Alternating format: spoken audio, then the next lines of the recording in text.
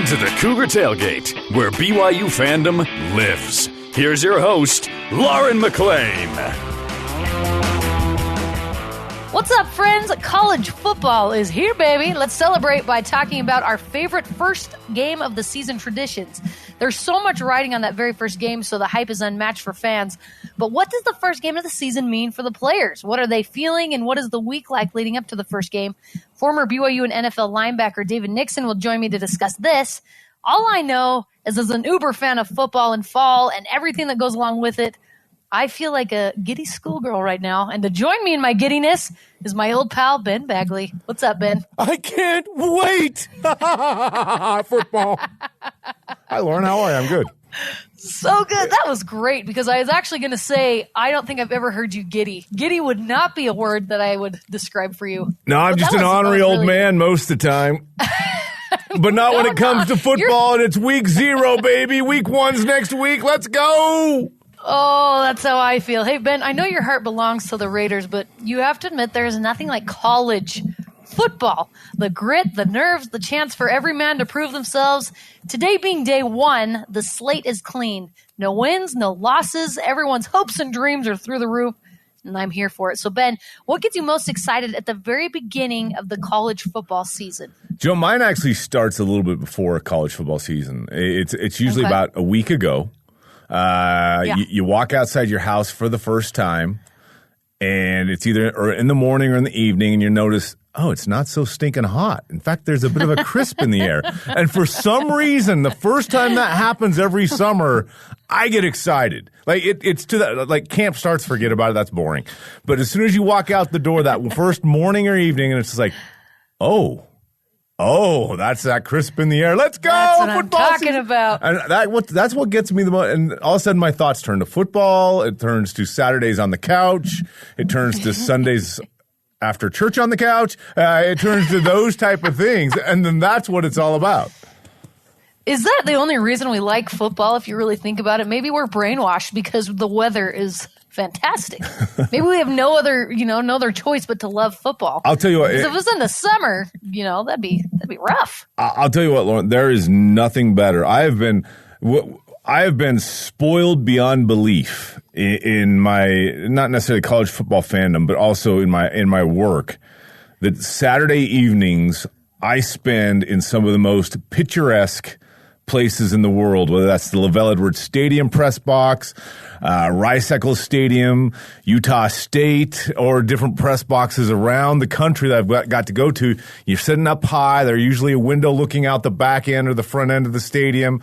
And the views you can get from a press box is fantastic. But I'll tell you what, there are a few things that compares to LaVell Edwards Stadium on a fall evening, is that twilight's hitting and the orange hits the mountains. Yes, that's one of the most beautiful sights you can see. Ben, that was very poetic. I was picturing everything you were saying. Yeah, Wadsworth, Longfellow, Shakespeare, got nothing on me. Oh, I love it. I love that it's here. I always feel like my team could be anyone in the country.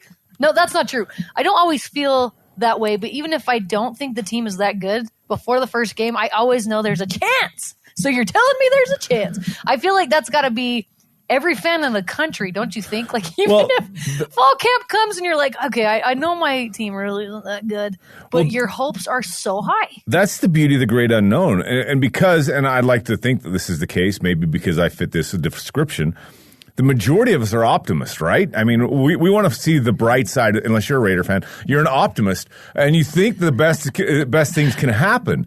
And that's the thing, is you don't know. But what you know is you haven't been beaten yet. And that's a great thing. So this first week leading up to the game, I've got the best quarterback, I got the best receiver, my defense is, we're going to be awesome. Now that changes as you get beat, or if you get beat. But that's the thing, is you don't know. I have people all the time, because you work at BYU, you work at BYUtv Sports, you're around the team. And just last night, my son's basketball coach, hey, Ben, how'd the Cougars going to be? And I looked at him and go, I don't know, but I think they're going to be good. They've got the talent. I don't know, though, but I'll tell you what, they're going to be an exciting team.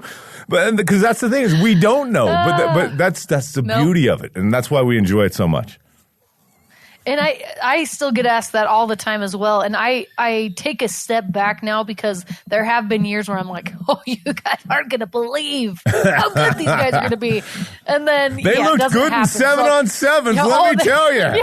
Yes, my goodness, the number of receptions would blow your mind. No, yeah, so I always take a step back and I'm like, well, listen, A, B, and C are really nice, and I try and take a step back for fans to temper their expectations. But that doesn't happen at the beginning of the season. Your expectations are through the roof. And everyone has something they do each game day to prepare for the game. But the first game is special because you never know what's going to happen. Like we talked about, your team could get destroyed, thus destroying all your hopes for the season. So the first game is special. So for me, I make sure I'm up to date on my knowledge of the players so I know exactly who I'm watching and what's to be expected. I like to wear something supporting my team all day. I rep it with pride at the grocery store, etc. Also, before the first game, without fail, I get huge butterflies in my stomach. It's so dumb. As if it's me playing or as if I had any control over what happens. Clearly, I do not.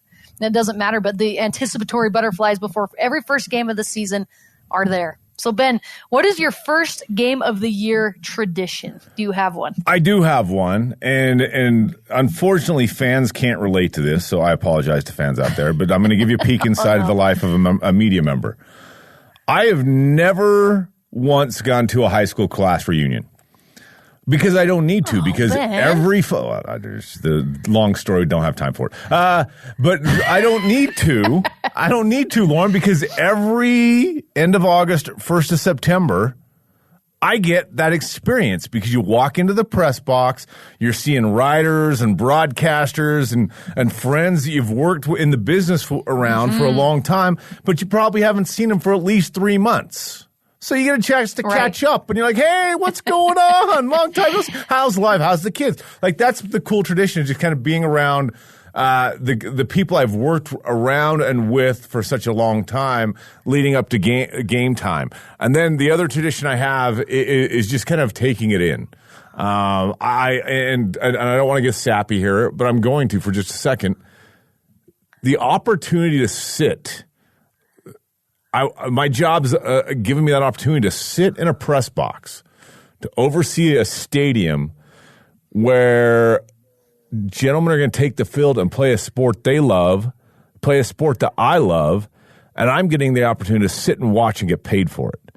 And I've never and we laugh, but I'm actually really serious here. I don't ever want to take that for granted. Because it's a blessing in my life to be able to do that. Not everybody gets that chance. Not everybody gets a chance to go to games. I've been to so many games, Lauren, that I don't really want to go to games anymore. I'm happy to sit home and watch it on the couch. but so I want to be careful that I don't, especially that first game of the year, I don't ever want to take it for granted because it's awesome. It's awesome to watch the passion of fans in the stands. It's awesome to watch the fans as they're walking into that stadium with the excitement and exuberance of a fan. That's awesome to me. And the fact that I get to be a part of it, whether it's doing the pregame here on BYU Radio, or if it's going watching the game and covering it for BYU Sports Nation, or even just any opportunity to have to be a part of it, it's an awesome experience for me. I love that so much. And it's as if everything is brand new every single year. It really is. Like going to the stadium, seeing the fans, and really you do get chills when you're able to go to the game. I worry about some of them depending on what they're wearing. But no, it's awesome to see their passion for the game. That reminds me. So I took the question on Twitter and I got some really good responses. At Reed Beat said, have to iron the bib and comb out the beard. And I know that guy. I know. I've met him. Decked out. You know him?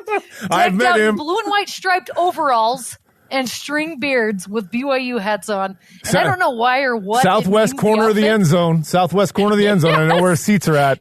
Yes, that's hilarious. But I don't know what it means. I don't know why that outfit specifically, but I'm so pleased by it. It made me so happy. Ben, would you ever dress up to support your team? I'm curious. And I don't mean dress up in like a hat and a shirt. I'm saying like all out dress up, go crazy.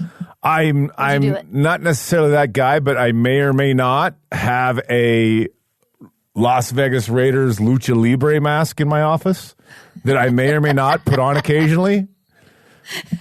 I cannot confirm nor deny this. I can't confirm or deny this, but there may or may not be that. I love it. I'm super happy. I'm going to call up your wife and see if you do it at home during the games. All right. At DYoung1993 said, I buy at least one, but often 2 or 3 new BYU shirts that during the season I only wear to games I actually attend. Once the season is over, including bowl games, those shirts are added to the regular rotation.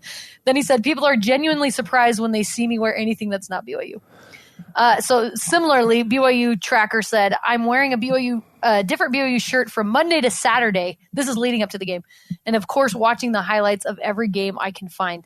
People spend a lot of money on BYU gear or just gear of their favorite team leading up to the games, Ben. How much money do you spend on Raiders gear? I'm not gear guy, number one. Okay. I do have a lot of BYU gear, not because I bought it. Thank you. Blessed. Hashtag blessed.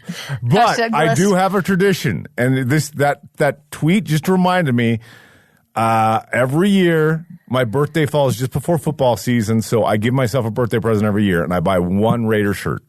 And that's my shirt for the year. That's my game day shirt for the year. And that tweet just reminded me, I haven't got my notification that thing's shipped yet. Come on! So how many do you have now? How many Raider shirts do you have in your closet? I don't know, because they cycle out. I mean, I grow in or out of them, or they get holes and they become rags in the garage. So right now, I think I've got 5 in the rotation right now. Because heaven knows, Ben, you can't just give a Raider shirt away. Who's going to want it? I'm not sure if that's I think that was an insult. I'm not certain, but I think that might have been an insult. The silence. Oh, I'm kidding. Of course. I'm totally kidding. No, I'm glad. I'm glad you do that. All right. So we talked about a lot rides on this first game for everyone involved, the fans, the media members, like you said, that covered the team. And of course, the players and coaches. Ben, as a fan, what happens to you after the first game if your team loses? What happens to you? And what does it mean for the rest of the season? I'll be honest with you. It doesn't affect me as much as it used to. I guess I grew up or I grew out of fandom a little bit. And Lauren, we've had this discussion before. I'm not uber super fan. I more play a super fan on the radio sometimes. But it used to affect me terribly. Like it was bad. Like I had issues. I'm not going to lie. But now, you know what? I take it for what it is. It's entertainment. It's enjoyment. And at the end of the game, if they lose, I'll be disappointed and I'll complain and I'll throw some snarky remarks over Twitter about how bad the Raiders are going to disappoint me again this year. Wait, I already sent that one out. I should have waited till the game was over. But it's still preseason, Ben. Well, proof's in the pudding. There's a long history there. But no, I really enjoy just kind of that. I still get the goosebumps, the butterflies as the game happens or it gets close or there's an opportunity. And frankly, it sounds weird, but you enjoy the disappointment because that means you care and you've got the passion. And, right. And if you sit back like, oh, dang it, could have done it. That could have changed everything and it could have changed my mood. But I don't get as worked up as I used to, long story short. How boring being Alabama fans then, right? They have to lose suck to win every game. Jeez. Right. That's why I'm a Raider fan. How crappy for them. That's why I'm a Raiders fan. Well, hopefully that's not why we're BYU fans this year. Hopefully good things to come. All right, Ben, you're awesome. Thank you so much for that. And up next, former BYU and NFL linebacker David Nixon will tell us what the players are experiencing before, during, and after the first game of the season. So don't go anywhere. This is Cougar Tailgate.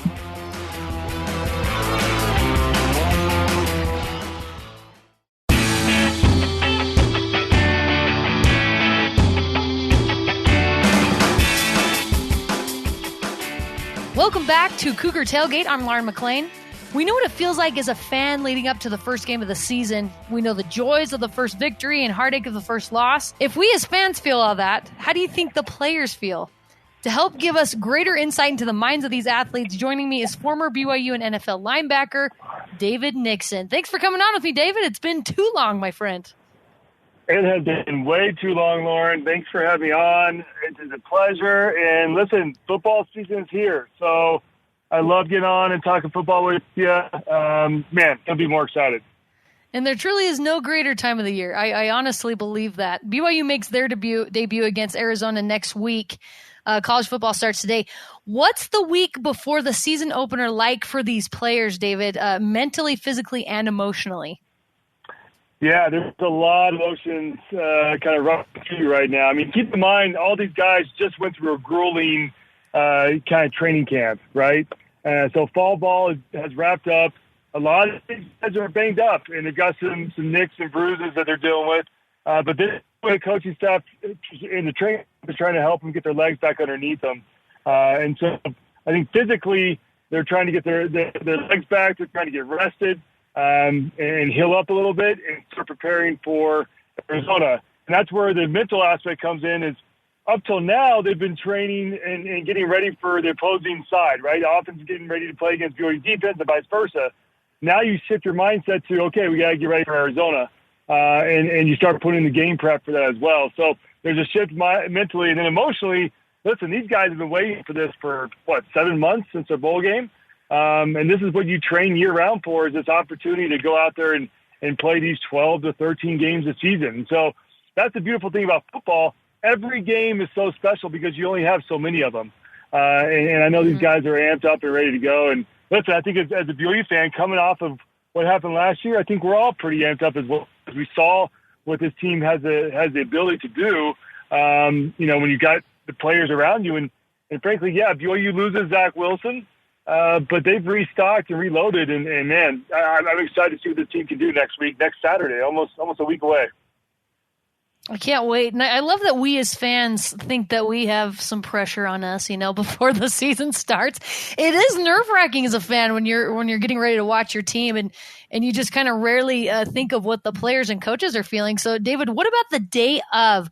I know there's some sort of psychology behind keeping your emotions stable until you get out on the field. But what do you remember it was like from when you played going out on the field at the very first game? Listen, it's a feeling that never goes away. I mean, I don't care if you're a freshman or a senior. You get that nervous feeling deep down inside. I mean, even if you're fully prepared, the nerves start to kick in a little bit. So it's a great feeling. Listen, guys deal with it in all different manners. I mean, I remember guys would throw up in the locker room, in the bathroom. Bronco Mendenhall, in fact. Bronco, the first couple of years, he threw up almost like every pregame when he get ready for games because he just the nerves got to him. I never did that, fortunately, but you deal with it different ways. It's funny. Everybody has their own approach to the game, and some guys listen to music and they're kind of by themselves. Other guys are more relaxed or joking around, messing around with guys.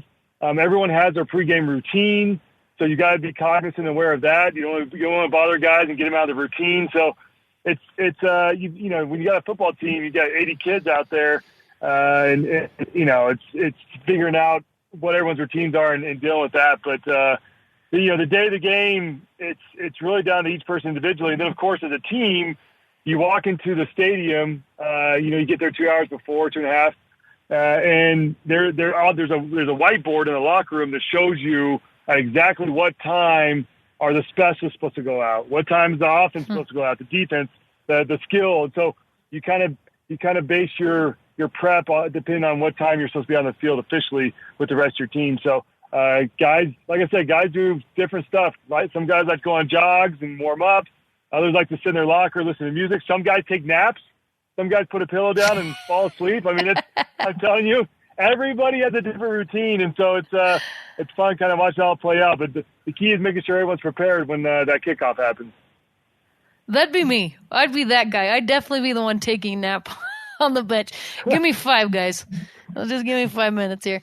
Just listening to you talk, David, it's just kind of sad how much pressure we put on these players and on these coaches where, I mean, some of them get so nauseous, like you mentioned Bronco Mendenhall, that they have to throw up before they come out. And it is just a game, but it's a game that we love so much and they love so much. And a lot can ride on that first game, obviously depending on who you play, but even then expectations are usually high, whether we logically know they should be or not. So what do you think is the impact of the first game of the season? Meaning, what's the impact of whether you win or lose? How big is that first game? Listen, I'll say this. You can play against your own guys, right? So BYU goes offense versus defense, 1s versus 1s and 2s versus 2s, throughout camp, but you can't replicate the actual game speed. Because guys, when you start in front of 60,000 fans, you get that extra boost of adrenaline. And frankly, some people kind of lose their mind a little bit. Some people get too amped up and they forget their plays and they forget what they're supposed to do. And so a lot goes into it. A lot of it's just trying to maintain composure because it's so easy to get wrapped up in all the hoopla and all the, the crowd noise and everything going on. I think that's where seniority and upperclassmen come into play, is trying to keep even the youngsters under wraps a little bit.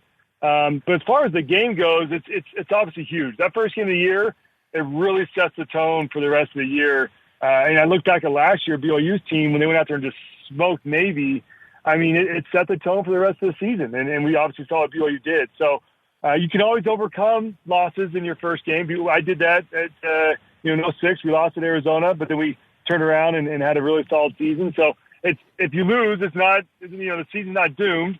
But this day and age with independence, a lot does right on that first game. If you lose that first game, it makes it that much tougher to try to climb your way back in the rankings, throughout the season. So for these guys, this first game on the road, neutral site against Arizona, a Pac-12 opponent, I mean, you're not playing a cupcake where you can kind of ease into the schedule. You're right into it. You're right into the thick of it. So you got to be even that much more in tune and that much more locked in and ready to go. Yeah, it's no Portland State that they're playing the first game. But you mentioned that you lost against Arizona, I think you said in 06. I just can't even imagine being a player because you have so many – you're just so hyped up to get out on the field and play, and then you come out with a loss. What is it sincerely like for these players coming off a loss in the first game of the season? Yeah, I'll say this. Whether it's the first game or any game throughout the season, I mean – fans, we take it hard sometimes because we're so vested into the game and emotionally. But, you hear this all the time. I guarantee you players take it 10 times harder. I mean, they're the ones that are out there in July and June and August when it's 100 degrees heat that they're just, running sprints and pushing sleds and training harder than you could ever imagine. They put their whole life into this. And so for them, those losses hit home and much harder than they do for us fans, even though I think for us fans, we feel like, it hits us pretty hard as well. But, it's tough. With that being said, I think every football player, they've obviously experienced some type of loss, throughout their career, most likely. There's not too many kids that have gone undefeated since Pee Wee football. So, they understand it's part of the game.